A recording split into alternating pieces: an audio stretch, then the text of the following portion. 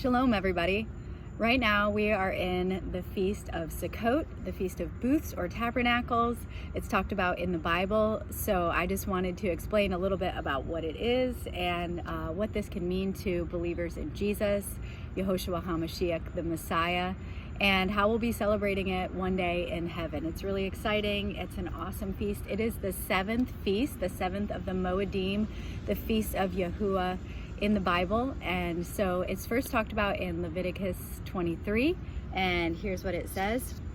You shall dwell in booths for 7 days. All native Israelites shall dwell in booths, that your generations may know that I made the people of Israel dwell in booths when I brought them out of the land of Egypt.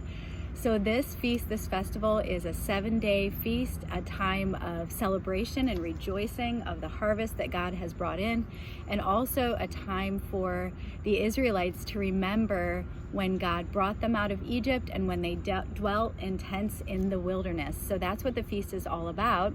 And if you noticed, it said native-born Israelites, but then a little later in Deuteronomy, it also includes the sojourner, which is the foreigner. It says, you shall rejoice in your feast, and it includes your sons, your daughters, your servants, and foreigners or sojourners. So we know that others were included in this feast as well. And then later in Zechariah, and this is really crazy, it talks about how all nations are going to celebrate the Feast of Booths in a future day. And I believe this is during the millennial kingdom. It says when the king is reigning on the earth, and it also talks about a day when Jerusalem is at peace.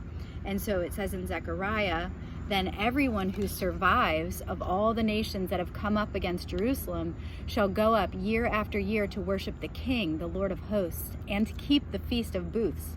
And if any of the families of the earth do not go up to Jerusalem to worship the King there, or to worship the King, there will be no rain on them. There shall be the plague with which the Lord afflicts the nations that do not go up to keep the Feast of Booths.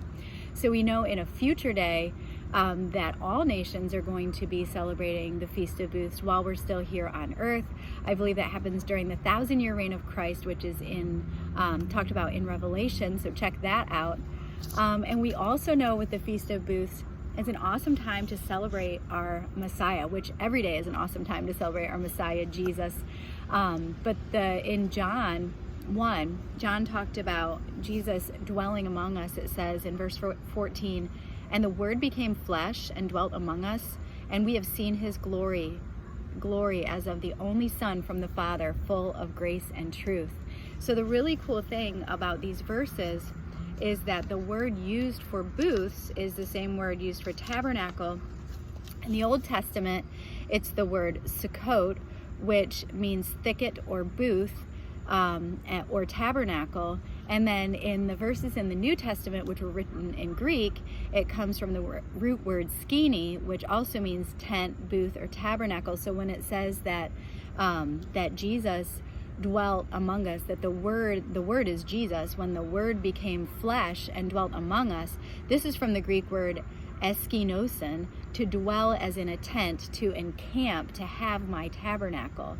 So when it says that Jesus came to dwell among us, he came to tabernacle among us. And that's the same word used during the Feast of Booths in the Old Testament or in the Torah. And so that's really exciting that the same word is used. And then a really awesome part is that in Revelation, it talks about God coming to tabernacle with his people. And so in the ultimate or final Sukkot, it talks about this verse in Revelation 21:3, behold, the dwelling place of God is with man. He will dwell with them, and they will be his people, and God himself will be with them as their God. And so the Feast of Booths is this awesome time to both celebrate everything God has given us. The Israelites would have celebrated the harvest. We can celebrate all the provision that God has given us. But it's also a prophetic feast.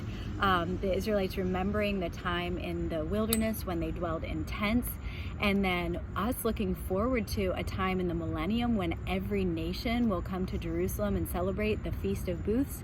And then in the new heavens and the new earth, when God will literally and physically dwell with his people. And his people would be all of those who believe in Jesus Christ as the Messiah, as their Lord and Savior and King, those whose names are written in the book of life, those who get to spend eternity with the Father, with Yahuwah, with our God in heaven. And so this is a super awesome celebration and a feast and a way to look forward to the return of Jesus, and then when we get to go to the new heavens and the new earth. So I'm celebrating Sukkot. The other awesome thing about this feast is that most scholars would agree, and maybe many of you know, that Christmas, which is when many of us have traditionally celebrated the birth of Jesus, December 25th is not actually Jesus's birthday, and in fact he most likely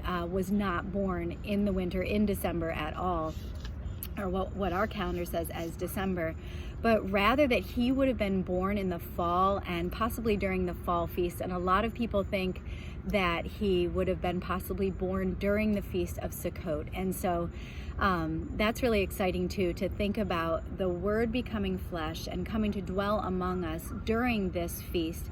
Others would maybe think his birth, I know of one person that I read and follow who thinks that his birth was probably on what our Gregorian calendar would say as September 11th. So that's interesting too. But regardless of the exact day of when Jesus maybe was born, it is most likely, and scholars think, that he would have been born during the fall season, during the fall feast. So there's different reasons why Christians celebrate it during December. You can research that. Maybe I'll do a post on that as well. But I think it's also exciting to think about the Word becoming flesh and dwelling among us during the fall season, when these fall feasts of Yahuwah took place, and specifically during the Feast of Sukkot. So those are some things to think about, some things to learn, some things I'm learning, I'm continuing to learn. I'm just really acknowledging the feast, trying to celebrate, hoping to build a booth. We went to a Sukkot celebration the other day that was awesome, and celebrated with other people who are also thinking about the feast and seeing them as a great way to celebrate our Savior. And so I'm still learning and growing.